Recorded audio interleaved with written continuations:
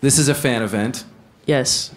Was there an event that you attended as a fan that you remember for you were a super fan for it? Do you remember? I saw the Power Rangers live one time. That was like Not what I was super lit. expecting. Yeah, I saw them like Madison Square Garden on like the first tour, and like that was pretty exciting.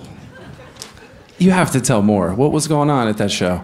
There was Live a lot action? going on. It's like a lot of action too, yeah. And I remember they used to have these things at Chuck E. Cheese that like, you know, there was a band that would play, but it was animatronic, but I didn't know that, and it felt like a concert. I feel like that was like my first concert I ever went to. You know what I'm saying? Yeah. How old were you? Probably like 4.5. You remember all that at 4.5? Yeah. That I is have a good fantastic. memory. Wow. Who could forget? Who could You're right. Power Rangers live. What do you think about when you're about to talk or sing? Do you think about an event? Do you think of an experience? Like when you start the song, you talked about earlier about you were thinking about things while you were playing. It depends on what point in the set I am in. I'm usually pretty nervous, so I'm thinking, I hope I don't mess this up most of the time. That's honest. That's true, yeah. What do you think about when things go wrong, and what do you think about when things go right when you're performing? When things go right, I'm thinking like, man, I'm pretty cool right now. Like, this is rad. and then when things go wrong, that's usually when things start to go wrong. So the other night I was in Toronto and I was playing, and I've never had this before. Well, I have. I know that when I feel too comfortable, it's when things go wrong. So I should have known when I walked out on stage, but I was like, this is cool. I was like, I'm cool. This is going to be great, you know? I got out on stage, the worst show of my life. Oh, unless you were in Toronto. If you're filming that, please don't post it. Toronto was incredible. I loved it. It was amazing. But I really messed up. Yeah, so that's both. That's, what am I, yeah, you get it. So you laugh. You What? try and laugh about it. Well, yeah, in front of people, but when I go home, I cry. Your approach... Getting some sympathy from the ladies, thank you. There's an awe meter in the back. When you're doing the touring, you had done parking lot shows, sort of doing a ton of shows. Mm-hmm. The DIY approach. Yeah. Where did that start? When did you learn sort of... Was it just... Well, one time, I had always... Okay, so I was signed to a record label before Atlantic, and I got dropped, and so I really wanted to keep making music, but I didn't know how, and I knew that I had to build up a fan base, but I also had to keep playing live, but I did a lot of open mics in Los Angeles, and if you play at open mics in LA, it takes you like... I live in Orange County, so it took me like 3 hours to get there, and 3 hours to get home, and then I would sign up, and I would wait 3 hours to play, and I would play one song, and there was like a bartender there, and like as cool as that is, like I was eventually like, this is not working. And so I was driving past a line one day outside of a Shawn Mendes concert, and I was like, well, that's a captive audience. So I went to Staples and I bought like 1,000 cards, and I went and sang for people online, and I would go up to them awkwardly and say, can I sing for you? And they would oftentimes say, please don't, and I would respect their wishes. But other times they would let me do it, and then I got a lot of fans from that. So that was the thought process behind it. And that's how the Can I Sing to You started? Yeah, I had always wanted to do it when One Direction was like super poppin'. I was like, man, I would love to go outside of One Direction shows and sing, and people kept telling me like, dude, that's so weird. Like, you can't do that. And I thought, I don't know, I just didn't do it, and I was afraid of what people would think. And then I just, you know, you get to a point where you get dropped, and the prospect of not making music and, you know, having to get a job that you maybe don't want to do is scarier than just going for it. And that's where I was at that level. I think every decision that you make in life is like that. That's like when you tell people like, yo, you shouldn't do this anymore. It's like, it has to, in order for them to not do it anymore, it has to become like worse to be doing it than not doing it. You know what I'm saying? That balance has to shift, and nobody knows where that is in any given person. Yeah. I know that's so... Wow, that was deep. Whoa. Got really deep. Damn. Yo, one time... Okay, never mind. No, go for it. No, but I called my friend Ito. He's like pretty philosophical, so I call him Lil Socrates. And I feel like I should have the title after saying that. All right. What'd you tell him? What did I tell him? Or I just named him. But it you didn't just stick. named him right now? No, I did a long time ago, Oh. but it didn't stick. But I'm thinking like maybe I should have the name after saying that. So you mentioned in one of your interviews about having you see likes on the page, you see followers, but it doesn't equal to this, having people here. Yeah, and of course. how do you continue that? How does that feeling when you're getting the dopamine of the social media, but then this, I feel like, connects more? Well, I think that social media is it's really it's cool and it's also not cool. But I made music to sing live. Like I was playing at my school's coffee house and stuff before I was ever on like Facebook or Instagram. And I like connecting with people. So connecting with people over the internet is very special, but connecting with people in person is, I think, why I got into it. So yeah, I don't know. It's a very delicate balance, but I like to use social media so that I can play shows. Not the other way around, you know. So I mean, I haven't really figured out what the balance is. It's kind of like I think society is still figuring out like how we deal with it, like mentally, because it's crazy. Where did the random giving away stuff to fans start?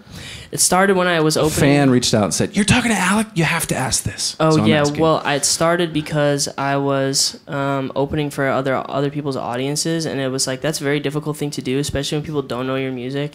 And sometimes, like like some people can do it, but it's like if you walk out on stage, you're like, all right, everyone put your hands up, you know what I mean? And like no one knows you. It's like, okay, immediately people are like, what is this?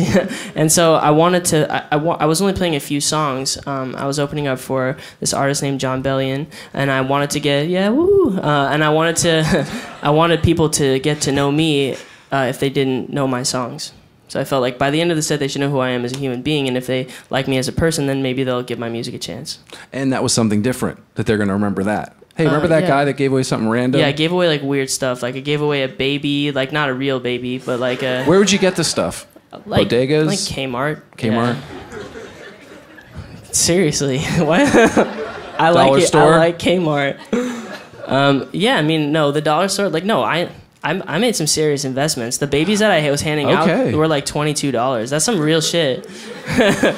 Oh, maybe I can't curse. Sorry. That's hitting the marketing line somewhere. Okay, sorry. All right. All right. Fan questions. I'm going to come out there. Don't be scared. All right. Don't feel obligated to ask me any questions either. Like you can. I appreciate the questions, but also we're going to do a few. Okay. All right. Never mind. Feel obligated. We're going to do a few. So the music industry is changing. You've been independent and you're signed, and you've been signed before. Right. Where do you see SoundCloud fitting in now with Spotify and Apple Music taking over? Does SoundCloud still have a space with monetization? Wondering if you have a... I think the cool thing is that everybody consumes music in different places, and it's not a question of like one or the other. It's just a question of having your music available everywhere. Because like, I used to think like when I was posting videos on YouTube or something on Spotify, I was like, okay, well, if I just make this song like just available in one spot, then I'll get all the views here, and let's like pile all the views into this one spot. And that's just not how it works. Like the platforms are really big and they have a lot of music available to people, and people are using it for a reason. And so if you don't give the music to people where they want to consume it, eventually they'll stop listening to your music. Not always, but like it doesn't work like where it's like, okay, now everyone's just gonna come to this platform because I like it better. It's not how it works. So you just have to be everywhere. And it's changed because not everything. It used to be that like a couple of opportunities would really change your life, and now it's a culmination of everything. You have to be everywhere. It's intense. It's a lot. It is. It's a lot. All right, more questions. Hi. Hi. What's your favorite song to play like on tour? Like older music, new music? Oh, I like playing Stan. Yeah. It's not even my song, but I like it. It makes me feel like cool, Yeah, that's true. Thanks. Look at that, perfect. Hi. Hi. When I'm listening to your song, there are like stories, and they're really personal songs. Mm-hmm. Aren't you afraid of letting other people know about your life, like too close, or are you thinking about other people knowing that they're talking about them? For some reason, I'm not. I don't know why. I'm afraid of a lot of other things. Small talk freaks me out. For some reason, like going deep with people is like I'm like a very intense person, So if it's like I'm all in or I'm not in at all. So if it's like if I'm gonna tell a story, it's gonna be like it's like here's everything or here's nothing, Yeah. someone asked me the other day, they were like, well, how come, if you have so many things to say, then how come, like, when you go to a party, because this person had been to a party with me, they're like, how come you don't talk? And I was like, I don't know. It's a good question. But I can't really talk about the things I want to talk about at a party. Otherwise, everyone would be crying. Be like, why do we invite this kid? So. Any other ones? Oh, I see a hand back Okay, well, there. where you saw, is it in the back? I All right, see we're going to the one back hand and then here, the too. front. All You right. got it? Oh, God bless. Super random, but do you have a favorite spot in LA and Phoenix? Yeah, in LA, it's right now would be home. I miss my bed. And then Arizona, probably. I don't know about Arizona, but I do like the desert a lot. So, I don't know. Maybe like I can't answer that question. I'm sorry, I don't feel comfortable answering that question. Who allowed that question? Me, sorry. All right. You had the question right? Yeah. Hi. Hi. What was going through your head when John Mayer reached out to you? I cried. No, I did though. I was like, this is crazy. What did he call because you again? He sent me a message on Instagram like maybe 2-3 weeks ago, and then he posted my music and someone called me while I was sleeping in the van, and I was feeling weird because I had like 6 Slim Jims in the morning. I must have ate like one day I had like 14 Slim Jims. That was all I ate. How gross is that? And anyways, I was sleeping that off, and so someone sent me a message and they were like, yo man, like you have to look at Instagram. And I looked at it and I couldn't believe it. I was almost brought to tears because I don't know. I had a poster of him. Literally, I had one poster next to my bed. It was a poster of John Mayer. Like literally said his name, John Mayer, and it was him with a guitar. And I would look at it every night before I went to sleep. I was like, that's so weird. All right, I'm not weird, I promise. But I would be like, man, like I wanna be that. Like that's dope. And so when he sent me a message, it was really cool. And I got to talk to him about a lot of stuff. And he's actually like, we've been texting back and forth and having like, I went to his house the other night and I hung out with him for like a couple hours and I got to just talk to him and ask him questions about life and music. And it was really cool because a lot of nights when you're making music and doing anything in life, you wake up and you're like, man, I wonder if I'm on the right path. And to have somebody that you aspire to be like, you're doing all right, makes you feel like this wasn't a waste of time, and that's very awesome. Yeah. I don't need to say anything else. That was awesome. Alec Benjamin. Thanks.